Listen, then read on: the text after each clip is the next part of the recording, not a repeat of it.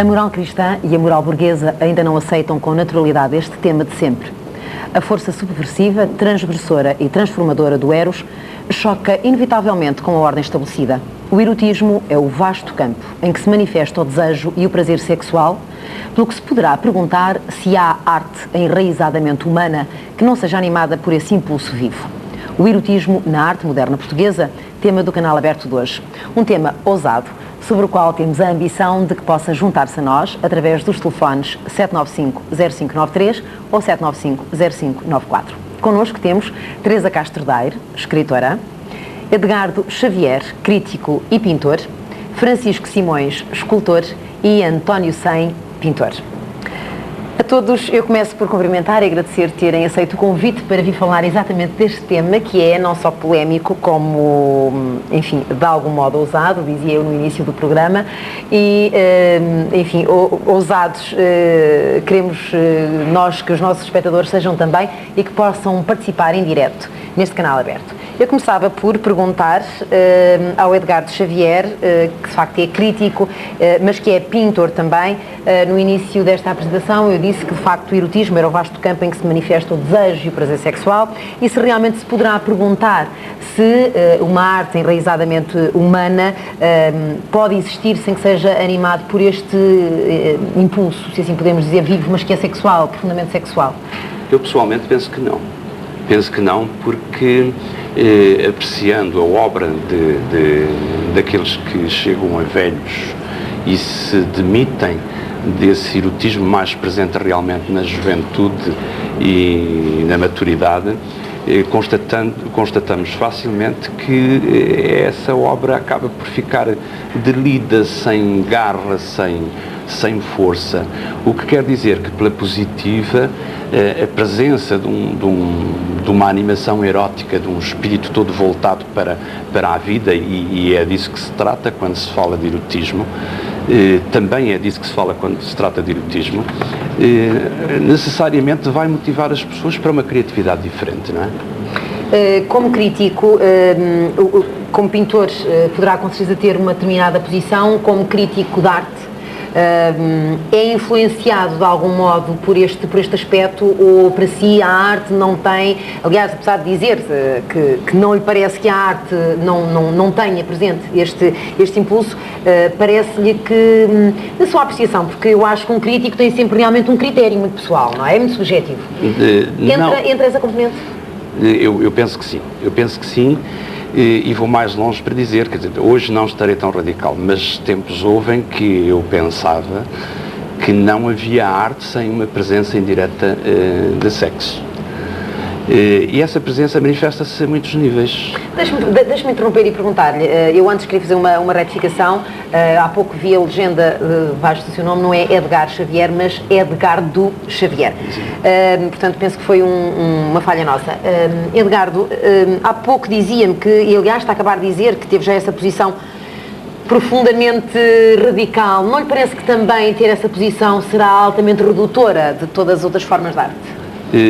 Justamente porque eu penso que é redutora, é que hoje estou bastante mais moderado em termos de apreciação desse tipo de valores, desse como de outros. Os romanos gostavam de dizer que no meio está a virtude. De algum modo, deixe-me dizer que os romanos e os gregos os primeiros a fazerem arte com expressão manifestamente erótica. Exatamente. Mas neste campo, acho que por outro lado, a virtude do meio é a virtude do morno, aquela que sacode as pessoas, aquela que as abala, aquela que as motiva realmente. Essa não é nunca do meio, é sempre um dos extremos. Pois o meu extremo está manifestamente com o erotismo, porque, pelas razões que já indiquei. E provavelmente também por outras que daqui a um bocadinho já vamos tentar prescrutar. Francisco Simões é escultor, é um escultor bem conhecido, não só escultor como também pintor, mas é na qualidade de escultor que o temos hoje connosco, e é exatamente falar da sua obra. Uma obra que é muito vocacionada e que tem muito patente, de facto, todo um erotismo muito manifesto. Nós temos connosco hoje duas esculturas que daqui a pouco já vamos dar uma imagem. De qualquer maneira, eu gostava de lhe perguntar, expressar o erotismo através da arte é uma forma de transgressão? Não, é uma forma de estar e é uma forma tão natural como respirar ou beber água. Os criadores, sejam eles escritores, escultores, pintores, penso que desde sempre tiveram a necessidade de manifestar impulsos.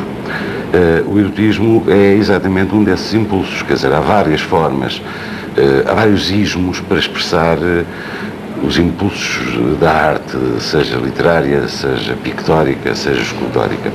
E o erotismo faz parte da vida, naturalmente, e o artista é um homem comum até ao momento em que está perante um espaço vazio a criar qualquer coisa. E quando parte para esse espaço vazio, para a criação de qualquer coisa, uma das coisas que pode criar é de facto algo que tenha uma carga ou um impulso erótico. E tem uma carga ou um impulso erótico porque isso faz parte completamente da sua vida e da sua forma de estar.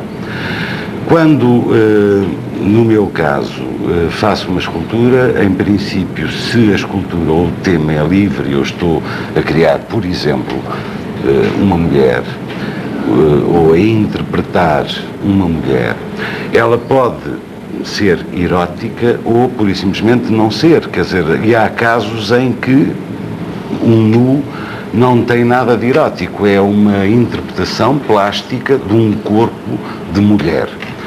Há outras situações em que, mesmo vestida, essa mulher pode ter uma carga erótica bastante mais intensa e marcante do que o tal nu, sereno, calmo, despido de quase todos os tipos de impulsos ou de emoções.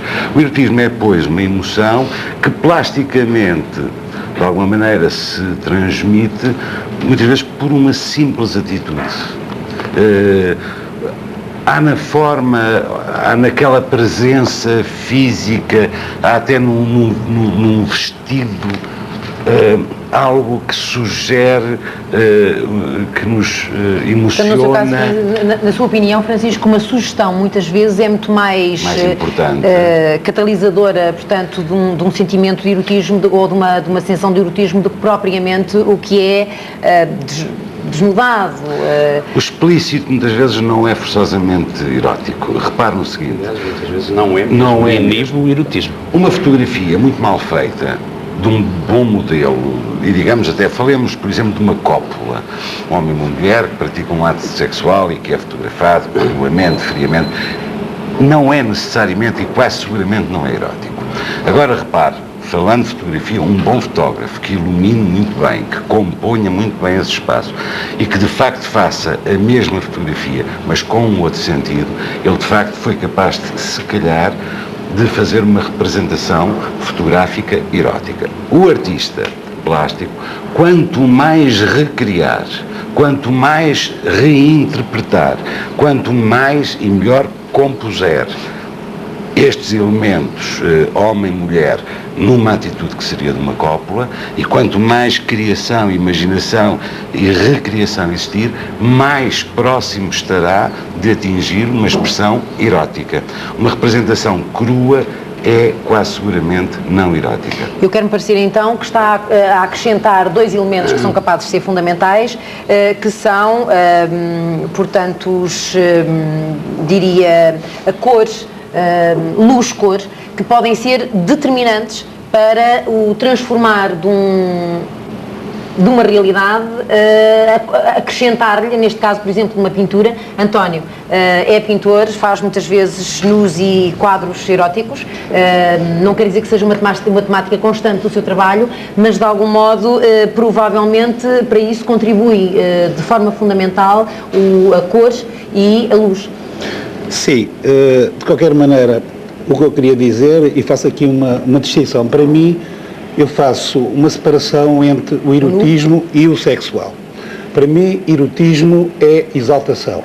Aliás, o erotismo, ao longo dos tempos, foi sempre uma criação estética, tanto a nível visual como a nível literário.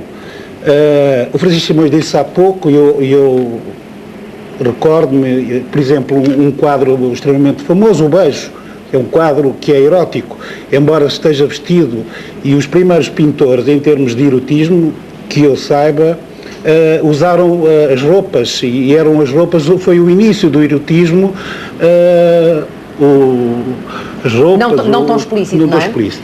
Aliás, depois também... Mas também é preciso, como eu disse no início, é preciso ter em conta que, de facto, a moral cristã e a moral burguesa, de facto, não permitem, e ainda hoje as pessoas têm algum pudor em ver ou em...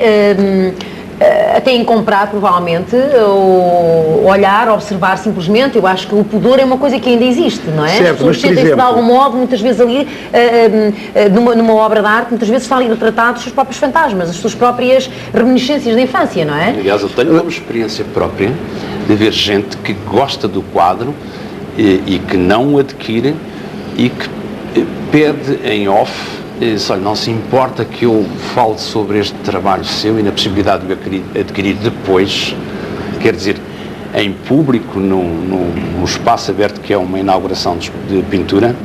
Decididamente não. Não se expõe. Isso é o medo da exposição, não é? Aliás, o que o Edgar disse, mas é o seguinte, quando me perguntou em relação aos meus quadros, o que eu queria dizer era o seguinte, e quando falei no Klimt, é pela simples razão que o erotismo tem um bocado a ver também com as sociedades e com as épocas. Aliás, O Beijo foi um quadro que representava uma revolta do artista em relação à sociedade da tirania. Que, embora tivesse uma carga erótica... Falar de tempos é uma coisa que nos leva a perguntar, porque estamos praticamente quase em cima do primeiro intervalo, nós já voltamos, mas de facto falar de tempos é uma coisa que faz... Estamos a falar do erotismo nas artes e, neste caso, na arte das letras, nas letras. E por isso a Teresa está aqui como escritora. Muito rapidamente, a tua obra, Teresa, não é uma obra na qual a temática seja o sexo, constantemente, não é? Nem o erotismo. Não especialmente. De algum modo, parece-me que não está desajustado dizer que hoje em dia o sexo, o erotismo aparecem de facto muito na literatura, mas que talvez isso também seja realmente uma marca do mudar dos tempos. Pois, nós não podíamos ignorar, nem nos podemos esquecer de que somos o produto da Revolução de Costumes dos anos 60, libertámo-nos e hoje em dia aquilo que nós encontramos escrito é com certeza muito mais ousado, enfim, na função das coisas do que era uns anos atrás. Pronto. Na prosa, na poesia, no teatro... em todas as artes. Em todo... Nós já vamos entrar mais em pormenor nas letras também e noutras artes, mas para já vamos fazer aqui o primeiro intervalo, aliás, o primeiro e único intervalo de Canal Aberto. Contamos naturalmente consigo para a segunda parte de Canal Aberto, que hoje está a falar do erotismo na arte moderna portuguesa. Então, até já. Bem-vindo então à segunda parte de Canal Aberto, que hoje tem como tema um assunto muito ousado, eu diria que talvez dos mais ousados que temos trazido aqui, embora infelizmente o nosso programa não tenha muito tempo e portanto fique sem muita coisa por dizer, o erotismo na arte moderna portuguesa. E estávamos exatamente a falar com a Teresa, que como escritora já tínhamos dito na primeira parte que a sua obra, nela não perpassa, enfim, um erotismo constante, não é a temática constante das suas obras, mas talvez esteja mais, não é, neste livro, Beatriz? Bom, a Beatriz é uma personagem que é experienciadora de várias histórias amorosas que normalmente podem ser consideradas, enfim, de uma forma sensual. Não me parece, no entanto, que seja, digamos, que o mais importante neste romance aquilo que é dito sobre sensualidade e sobre sexo, parece-me que é mais importante aquilo que é entendido e que fica nas entrelinhas. Que é sugerido. Pronto. E parece-me que essa é uma das formas que eu considero interessantes de se escrever sobre sensualidade, sobre sexo, sobre o corpo. É escrever sem escrever. Deixar nas entrelinhas para quem entenda. E essa é uma aventura gira para ser vivida pelo próprio escritor. Quem é que escreve melhor sobre a sensualidade feminina, o homem ou a mulher? Bom, eu tenho lido algumas obras de alguns homens a escreverem coisas, enfim, bem escritas sobre a sensualidade feminina. Outras vezes dizem disparates, não é? Pronto. Mas também há alguns que escrevem de facto muito bem, não é? Pronto. Nós, falando, por exemplo, de literatura, eu penso que é importante nunca esquecer o David Manuel Ferreira, que de facto foi um poeta extraordinário da mulher, do corpo, das emoções femininas, da sensualidade feminina. Eu acho que, mais do que tudo, é um homem que muito fala sobre isso e que provavelmente, de uma maneira completamente transbordante, conseguiu sentir essa sensualidade feminina. Mais até do que provavelmente as mulheres, que muitas vezes escrevem poemas ou que escrevem textos muito explícitos, não é? Eu acho que o Francisco é capaz de estar de acordo, até porque a obra do Francisco e a obra do David Manuel Ferreira se entrosaram ao longo de muito tempo de uma forma perfeitamente completa, como muitas vezes um casal não consegue fazer. O David é de facto o poeta por excelência da mulher, não é? Mas é preciso notar o seguinte: o David é o homem, a meu ver, que mais bem e mais admiravelmente trata a mulher e o corpo da mulher e o erotismo, porque o David era também o homem que eu conheci que mais respeitava e admirava a mulher. Por isso, repare-se que cada verso do David, ou cada troço de prosa do David sobre a mulher, é sempre um ato, é um hino, é um louvor à admiração, ao respeito pela mulher. A mulher é tratada com uma dignidade extraordinária. Não obstante, ele tem realmente essa carga erótica espantosa. Espantosa, mas o erotismo é, como eu dizia no princípio, parte da vida, e quer dizer, e não é de mérito, antes pelo contrário, quer dizer, é um valor, Quando há pouco Helena Ramos dizia que o programa é ousado, eu nem me parece que este programa seja eventualmente ousado. Eu disse que o tema era. O tema, exato. Temos estado a ser bastante comedidos, exatamente para não... E por isto, quer dizer, a ousadia provavelmente poderia surgir aqui através de algumas imagens de arte erótica ou através de alguns trechos literários de erotismo. E aí, eventualmente, iríamos... Eu tenho aqui um para ler, gostava muito de ler, que é exatamente o David Manuel Ferreira. Eu sei que alguns são um pouco mais explícitos e com certeza também um bocadinho mais agressivos até, sem que isso, ou sem que os textos deixem de ter beleza, de maneira nenhuma, mas eu penso que este tem de facto uma... eu diria que tem uma musicalidade e uma sensualidade contida, que provavelmente é capaz de ser muito mais erótica do que qualquer outro. Mas, enfim, deixarei a apreciação, mas gostaria de ler este, que é: quando estarei contigo inteiramente só, sem que suba do chão, nem eu sei que fantasma, que distorce de leve o som da minha voz, e não é com certeza o teu anjo da guarda. É um cúmplice, um duplo, é como sermos dois, a ver, a saborear, assim que abres os braços, o perfil de falcão de um dos teus corações, a polpa tropical de todos os teus lábios. De joelhos no tapete, é afinal o tempo quem adora comigo a nudez que nos dás. E que é tão comovente, e que é tão como o vento, porque passa a correr e nos faz soluçar.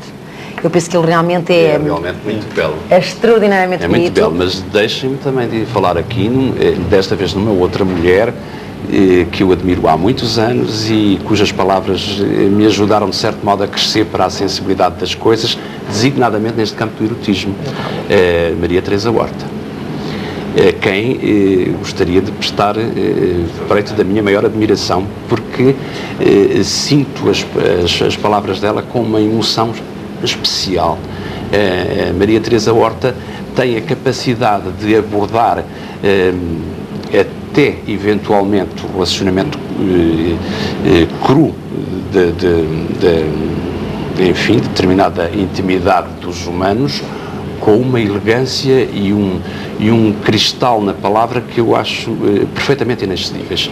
Malgrado admirar muito a obra poética do Davi neste campo. Eu pedi à Teresa para ler exatamente na sequência do que disse o Edgardo, porque eu penso que ela fez exatamente uma escolha de um poema, de um poema exatamente da Maria Teresa Horta, e eu pedia para a Teresa ler. Bom, vou tentar então. Este é um poema, suponho eu que de 75 já, e que se chama Educação Sentimental. Põe devagar os dedos, devagar, carrega devagar até ao cimo. O suco lento que sentes escorregar é o suor das grutas, o seu vinho. Contorna o poço, aí tens de parar. Descer talvez, tomar outro caminho, mas põe os dedos e sobe devagar. Não tenhas medo daquilo que te ensino.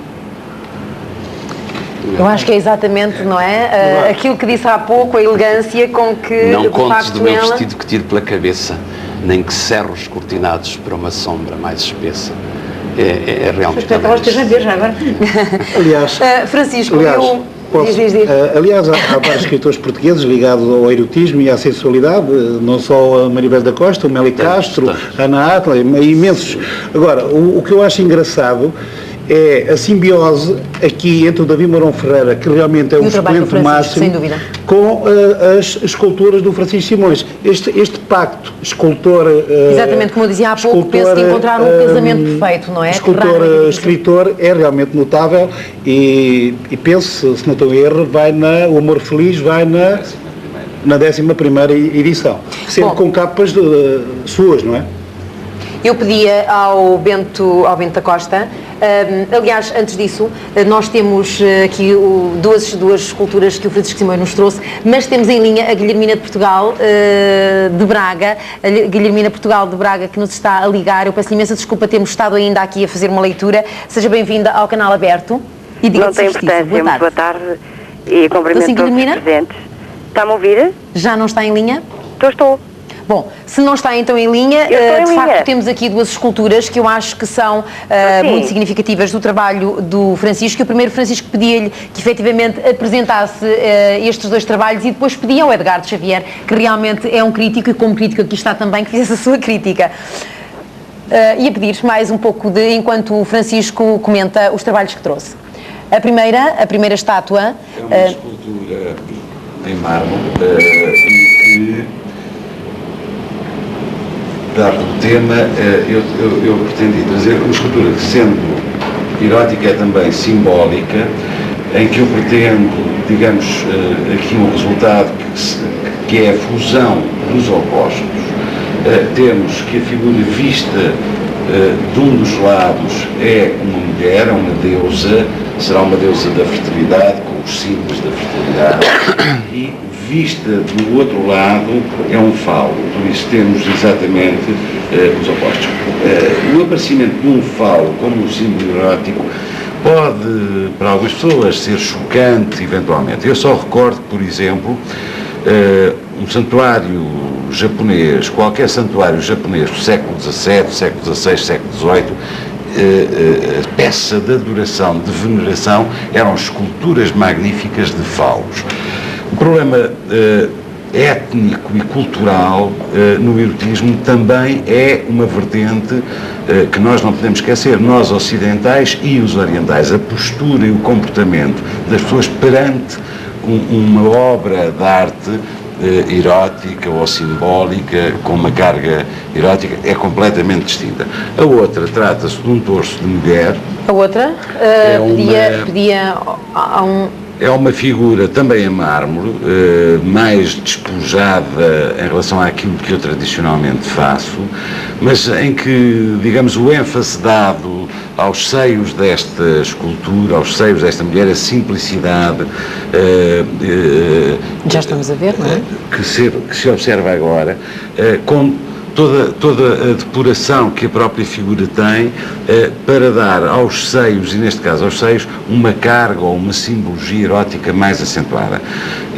Bom, isto porquê? Porque se calhar para nós, e volto a falar da importância cultural dos símbolos, enquanto que para nós ocidentais o seio da mulher é um apelo erótico, provavelmente para um africano o seio da mulher não terá a mesma carga erótica ou o mesmo sentimento apelativo que tem para um ocidental.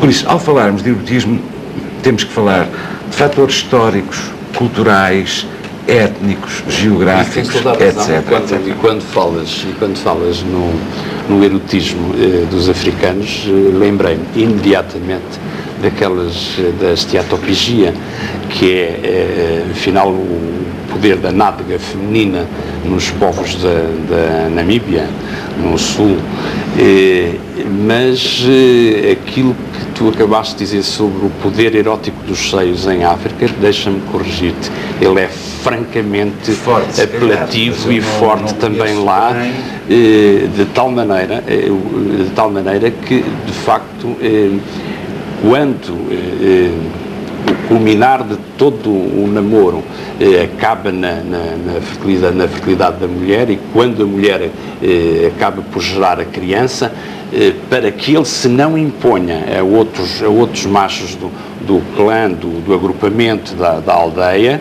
elas quebram o ligamento sustentor do peito, amarrando um fio.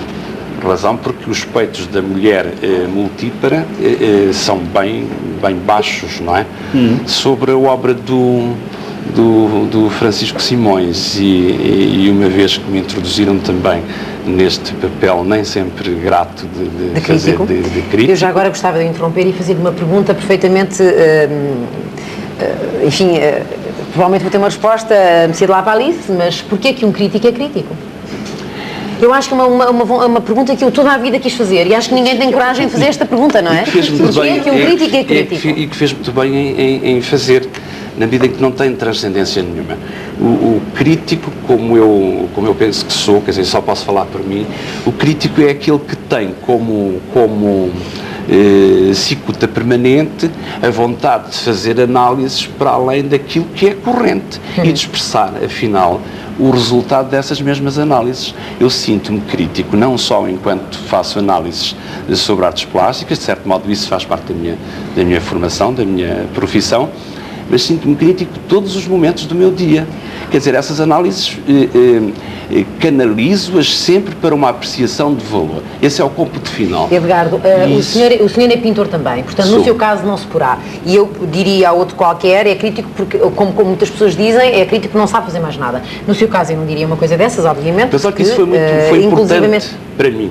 Essa frase e essa maneira de sentir o crítico, pelo menos em Portugal, levou a que eu assumisse a minha costela, publicamente, a minha costela de pintor, que eu tive desde que me conheço, que estriba, aliás, a apreciação que eu faço ao trabalho dos outros. Vamos então à análise do trabalho do Francisco.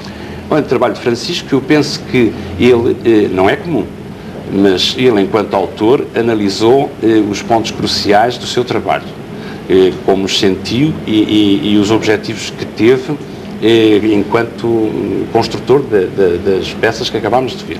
Pessoalmente, e embora isto seja muito pouco de crítico, o crítico não deve gostar ou deixar de gostar, eu prefiro falar sobre a peça escura, na medida em que me parece que ela reúne mais modernidade, e eu considero isso também importante, porque o valor simbólico da obra, o diálogo entre o redondo e o reto angular geométrico traduz bem essa harmonia de opostos, que é ali exaltada, não só porque o valor triangular ali assume uma postura simbólica nítida. Toda a gente gosta de falar do triângulo de Vênus, toda a gente gosta de falar no triângulo que faz a base desse triângulo de Vênus com os seios, no caso daquela escultura, e pela coragem que ele teve de não só traduzir o valor fálico da peça a determinados ângulos,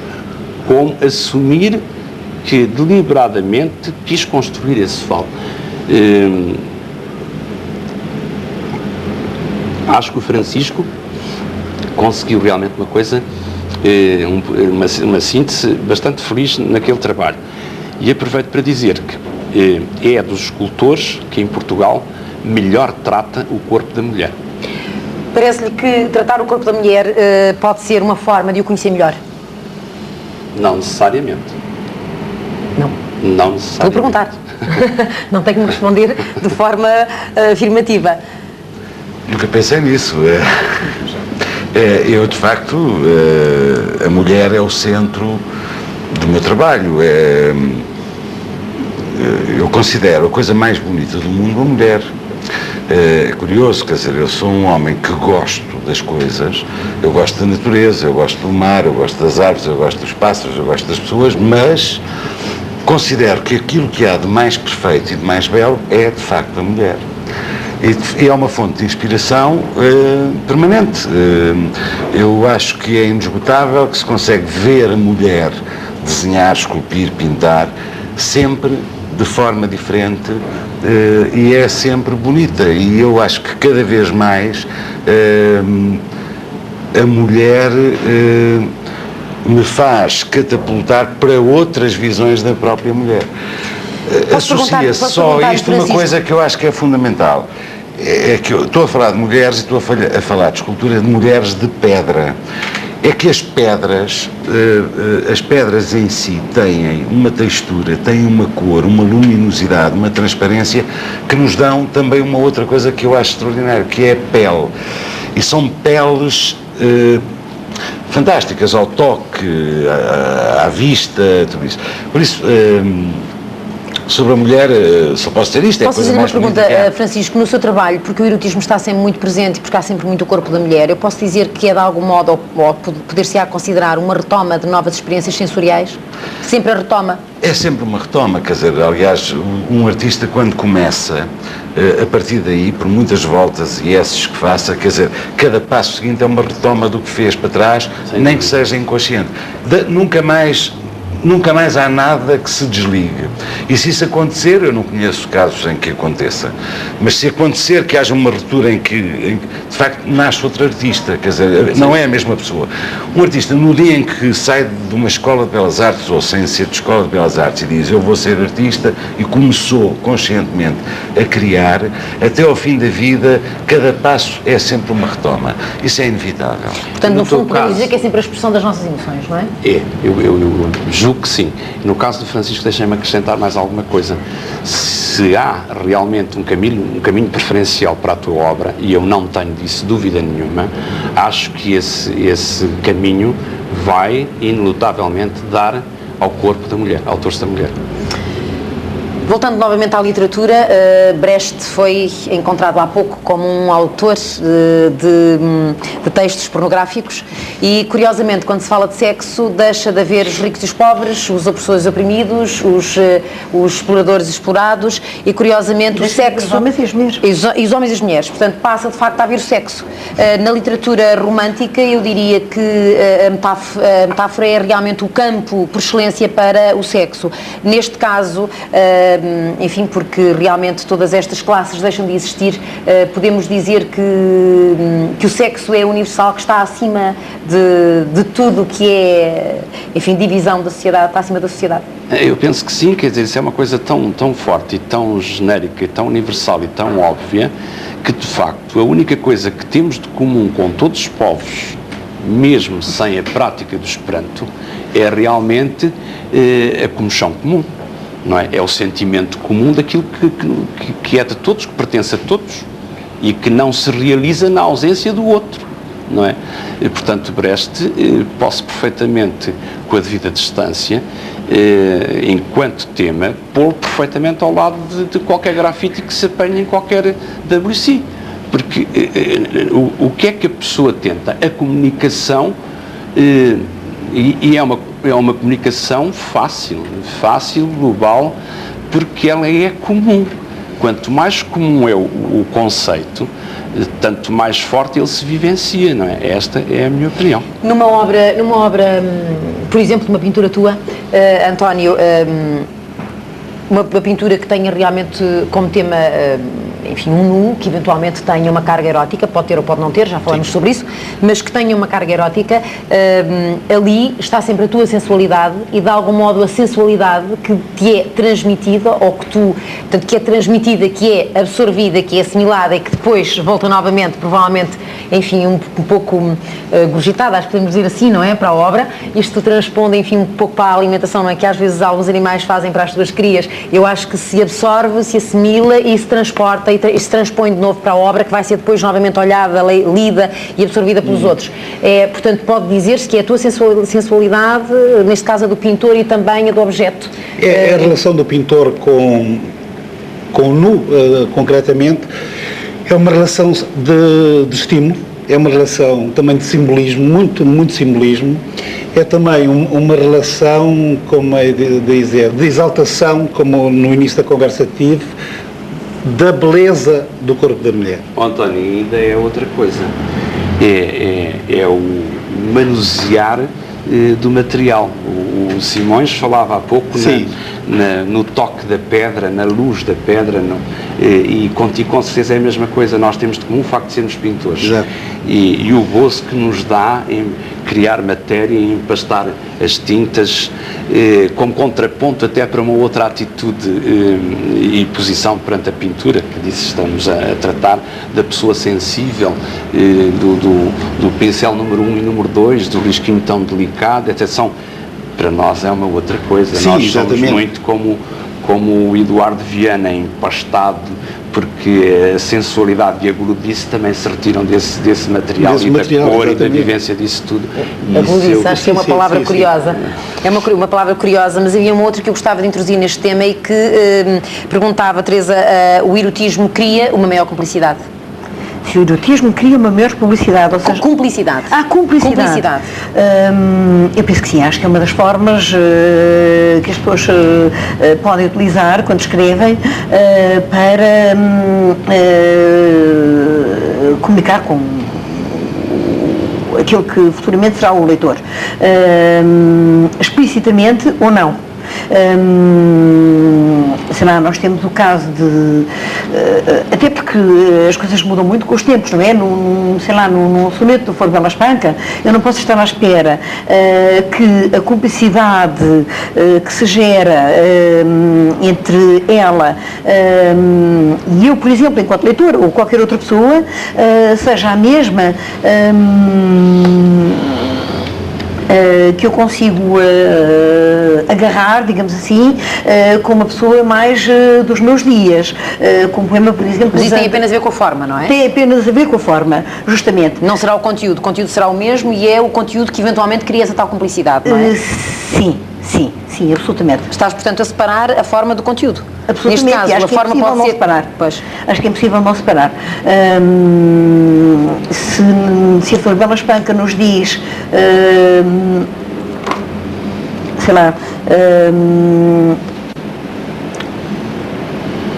os meus braços são leves como afagos, vestiu-os o luar de sedas puras. Isto são coisas que hoje em dia ninguém escreveria, não é? E, no entanto, nós não podemos de aplaudir entusiasmadamente a poesia dela. Mas são coisas que hoje em dia já ninguém escreve assim e... já não nos tocam da mesma maneira. A forma é outra. Não é tão imediata. Dizemos as mesmas coisas de outra forma completamente diferente. Poderíamos, enfim, se tivéssemos tempo, isto era um programa que merecia horas.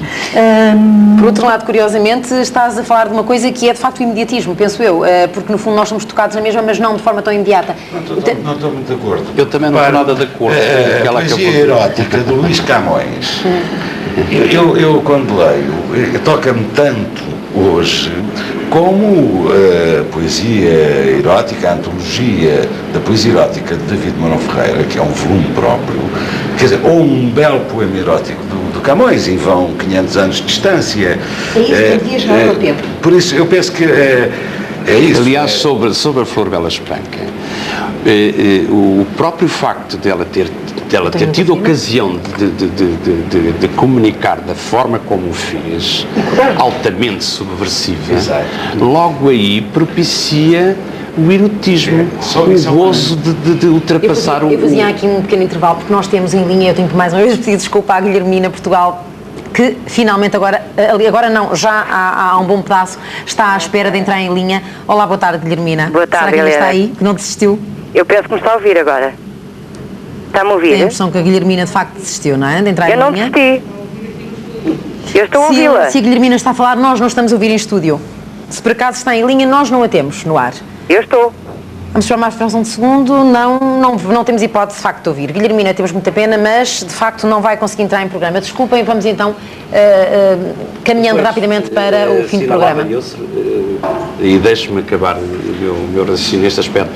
Assinalava eu o interesse que tem a obra da Flor Bela Espanca, no momento em que é produzida, e o assinte que isso tudo, em que isso tudo resulta, pelo facto de aquela mulher tão fora de tempo ter sido tão pela vanguarda das coisas e pela liberdade das coisas, porque é preciso que haja independência independência de espírito, liberdade e uma formação bem completa para se poder vivenciar em plenitude uma coisa que sofre tanta censura, tanta restrição e tanto tabu. Eu estou absolutamente de acordo consigo. Eu espero que sim. Aliás, o erotismo, quando se fala no erotismo, o erotismo não é só as peças do Francisco Simões ou os poemas eróticos do David Mourão Ferreira. Aliás, o erotismo está no dia-a-dia, na nossa conduta com... Sem dúvida. Para terminar, o erotismo pode ser na arte, pode ser uma confissão privada? Pode ser. E é uma confissão privada? Penso que não. Estamos no final do programa. Não, pode e é muitas vezes. Se eu entender não... No meu caso, nunca me confessei. Nunca se confessou. No caso do Edgardo... No teu caso, confessas-te todos os dias através da tua obra, se me dás licença. Porque quem expõe-se... Bom, nós conversarmos em outra altura, nós estamos praticamente no final do nosso programa. Muito obrigado por terem vindo. Amanhã o programa será conduzido por Raul Durão, que trará como tema transplantes. Canal Aberto de hoje chegou ao final. Continuo com o RTP. Uma boa tarde para si.